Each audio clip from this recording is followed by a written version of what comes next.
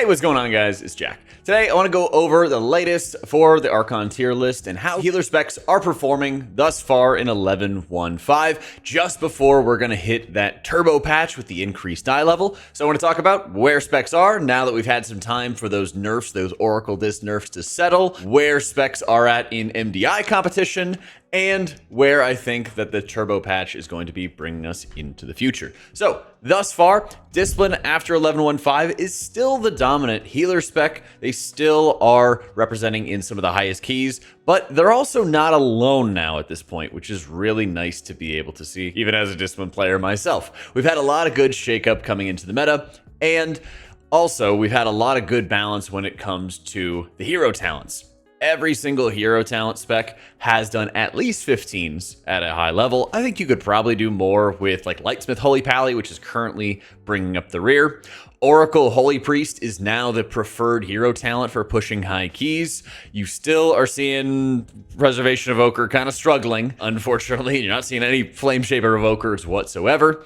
And interestingly enough, on the overall list, while you are seeing quite a few totemic Resto Shamans doing lots of 18s, they also have not done any 19s yet, and the only ones to do 19s thus far have been Holy Paladin and literally just Ellesmere, and then a few Disc Priests doing the 19s as Oracle. And so we've kind of hit this little flatline point thus far into the season, but the turbo boost is really significantly going to change things, giving us a couple of additional eye levels. I think it's like +3 more ranks to the Mythic track, which is going to be really, really big. And this is also going to be the point where everyone kind of finally gets over the hump and gets a little bit closer to their BIS, their perfect gear, perfect itemization, all of that fun stuff. So right now, Archon's list shows Discipline in S tier, Shaman in A tier, with Monk, Pally, and Druid in B tier, with Holy Priest and Prez at the C tier. I don't think this is going to be perfect, but I'll talk about why as we go spec by spec. I also want to give some love to our sponsor for today's video, Boot.dev. Their platform teaches you how to code in both Python and Go's programming languages from start to finish, with a platform that's built to keep you engaged along the way. Just like learning a new class in WoW, as the platform is made by WoW gamers themselves, they know the best way to learn is by doing. And so each of their lessons is taking you step by step through the process, getting you writing a ton of code, building real projects that you will be using on the job. And that's why they have a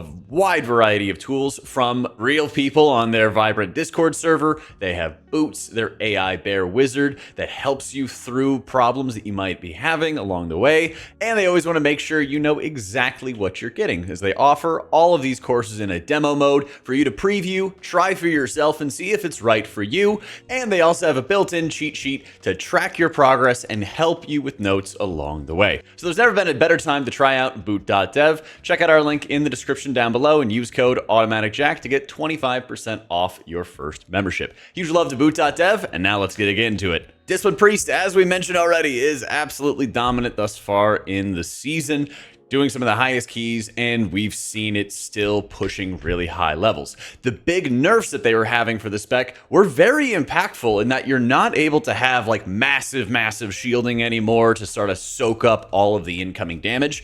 And so what it's really forced upon you is to be really precise with how you're utilizing your cooldowns and how you're sort of weaving between them. What it looks like right now is using like Shadow Fiend and Insight together, using Piety and Evangelism, or Piety and Uppies together, and then a lot of times kind of using Clairvoyance, which merges all the effects of the Premonition ability, kind of just using it on its own, as it's often strong enough to kind of carry when you have Insight and Piety blasting at the same time. The healing checks are still very challenging for like Candle King and Swamp Face, with a nerf to Penance's healing by 15% from the last patch notes, really hitting hard in those areas for reducing a lot of like the healing that you're having on like a consistent basis. I often find myself doing a lot more direct penance healing as a result, since you need to have more precise healing into like the right targets, and the opportunity cost is still not that high, since you're having 4 bolts going into one of your allies instead of 3 random bolts going into one person who may not need it more than others. We also have gotten, like this slight atonement buff in terms of dungeons, but that was basically like a rebalancing based off of like the penance damage nerfs going into it. The spec is still in a really strong position, and I would actually argue with the incoming turbo boost, we're going to be gaining a lot more strength. And I think that actually disproportionately is going to benefit Discipline Priest more than others. So while we kind of have this brief point right now where things are a little more balanced and it feels a little more balanced, there hasn't been a big impetus to get people to swap off from playing Disc to play something else, even though Holy Paladin, I think, is doing really well. But I think the turbo boost is actually going to further reinforce discipline play. A lot of times in dungeons in particular, it highlights how much overhealing that healers are doing, because you can just push up health bars really fast. And since you're often gaining more healer power, like the ability to push up health bars, you're gaining that faster than you gain stamina.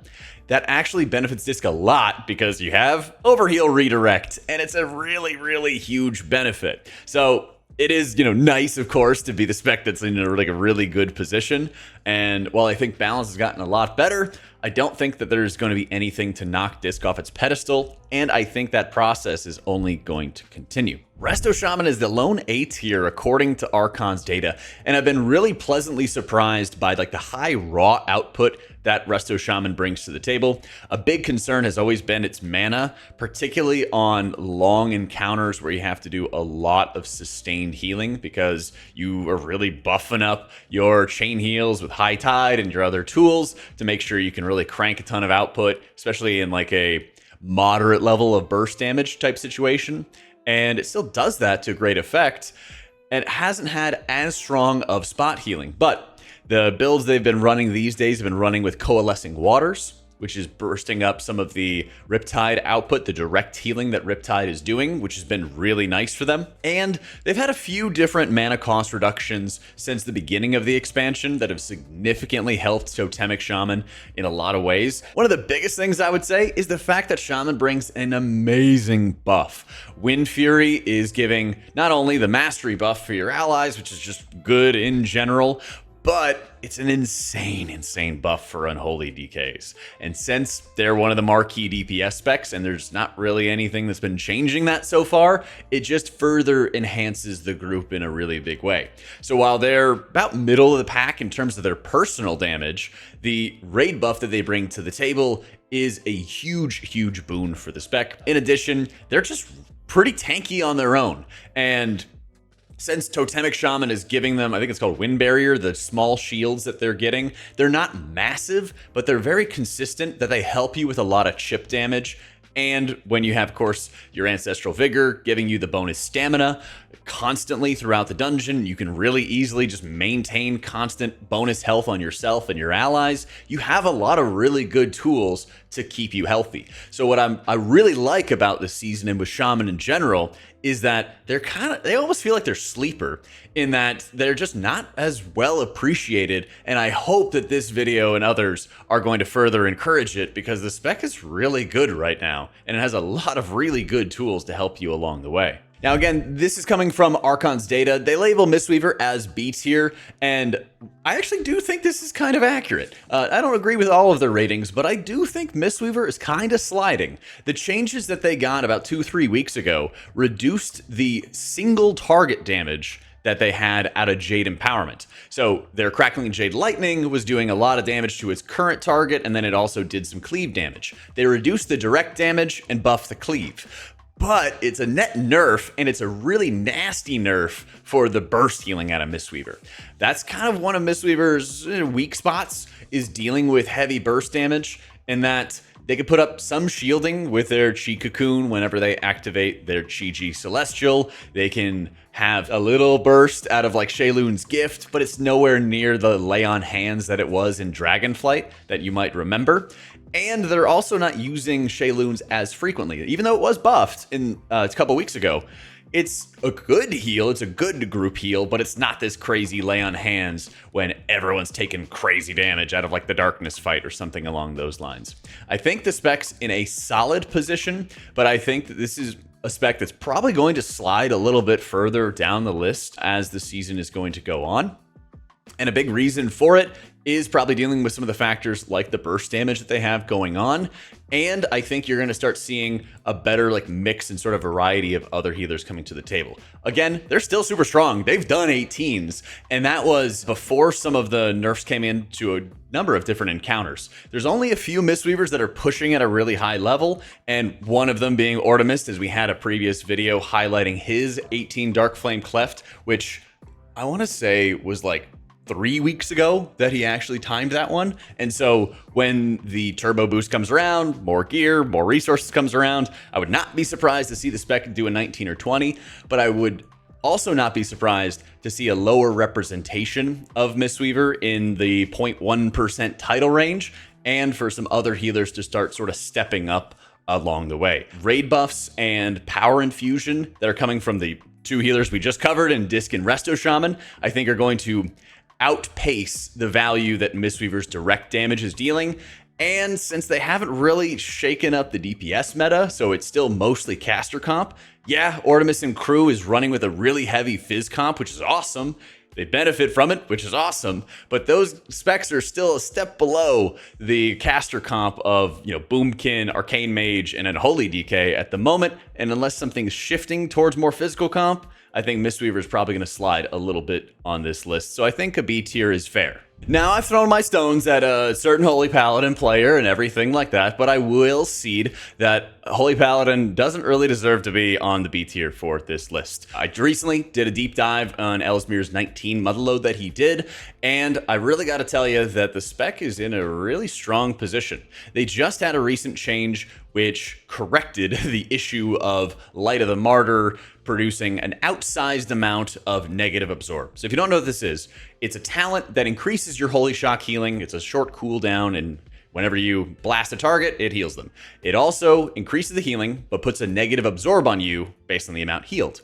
Well, it was putting too much absorb on you because if it overhealed, it still gave you a full value, which meant you spent way too much time self-healing to properly deal with other people taking lots of damage. They fixed that problem, and they've had a few different buffs going into the spec, making talents like Veneration better, making Righteous Judgment better, so you have constant consecrates, bonus consecrate damage coming out, and there are some other awful talents that they try to make a little bit stronger. If you want a big breakdown of how Paladin plays, check out our recent video on that 19 MOTHERLODE. But I gotta tell you, I think the spec is in a really strong position, and I think that they deserve to be at A tier with Resto Shaman, and maybe a step ahead of them. Maybe they're like A+, and then Shaman's just A or something like that.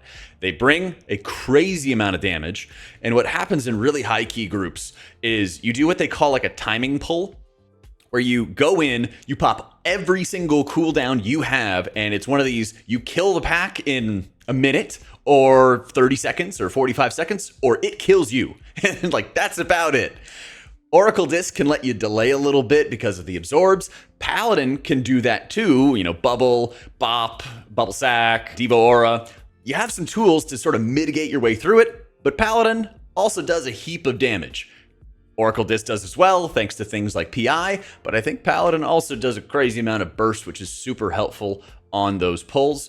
And while I don't think it's at Oracle Disc's level quite yet, I think it's in a really strong position, and you always got to keep an eye on these specs that get the micro buffs. The specs that constantly get little buffs over time, I think are ones that usually end up aging really well throughout the season. There's not any sort of class competition with it, as both Prot and Ret are solid. I might even say a little sleeper on the Ret side, but they're not going to be replacing Holy Paladin anytime soon or anything like that in a key group. So I'm really eager to see how well the spec is going to do as it ages further, and specs that bring in a lot of built-in damage reduction, Devotion Aura, Barrier, Lenience, things like that, also aged really well throughout the season because the damage just ramps up higher and higher and higher. And so if you can help the team mitigate that and also have high amounts of personal damage, I think you're sitting quite pretty for it. Would not be surprised to see Holy Paladin also reach the level of 20s and everything on live servers, probably around the time that the turbo boost comes out, if not a week later. Resto Druid's an interesting one, as I mentioned just before with Holy Paladin, having the conflict really with the representation of other specs and other classes, well, Resto Druid's been kind of beat down because Boomy's been very good this entire season. And so you really haven't seen Resto Druid step up as much. And one of my expectations going into the season was like, hey, this spec is built for the rot fights. It's built for this high damage. And it's always going to have huge amounts of healing when they need it. And I think a huge reason why we have not seen it has really just been because of how Boomy is kind of pushing it down. But I'd also be really interested to see how the spec's going to perform as damage starts outpacing health a lot as you get into higher and higher levels of dungeons. You have more health in the monsters, you have more damage by the enemies, of course. You're having a lot more healing power coming in for specs as you gain more gear than you are stamina, so you're pushing up health bars faster. Well, when a spec doesn't have a lot of like damage reduction mitigation tools like Resto Druid compared to the other options in like Paladin and Priest, that's where I think you're going to see some of these moments start falling off. Resto Druid was really nuts in some of the Dragonflight seasons where there was like really high raw HPS checks and not as many like giga burst moments. You know, there was a lot of moments where you would actually have some time to start setting up your healing. You'd have like Khajiit type encounters where you had a lot of healing, but it also would be like more ticking damage, and those would be the most brutal heal checks you had to deal with. And I think we don't quite have those same environments. We got Candle King, but then at the same time, you have, you know, casters that can just deal an insane amount of damage. You have big knockback damage in a few different dungeons that deal some really heavy hits. And so Resto Druid, I think, is in like a pretty good position, but I think it's also a fair position on the Archon charts for a B tier. I would not be surprised if they stay there for a decent period of time. Their output is insanely high, and the potential output is insanely high. You're even going to see them in MDI, in fact, as there's been a number of like time trial runs that have been running with both Resto Druid and Boomkin, which is really, really cool to see. But you also have to keep in mind that everyone has built-in 20% avoidance on tournament realms. So it's a very different game that they end up playing, especially when they can go on tournament realms, have perfect bisque gear that we don't have for the entire player base right now.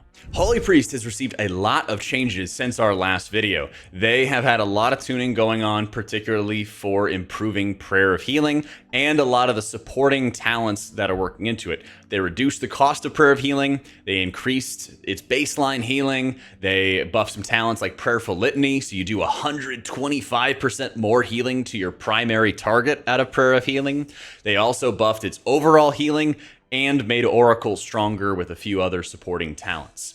That means that the spec is able to basically layer the entire party with renews whenever high damage is happening, and they do that by like casting Lightwell or their Prayer of Mendings or placing renews from some of the healing that it does, and then it just amps up their healing. You can actually cast Prayer of Healing, and it does a lot of output too.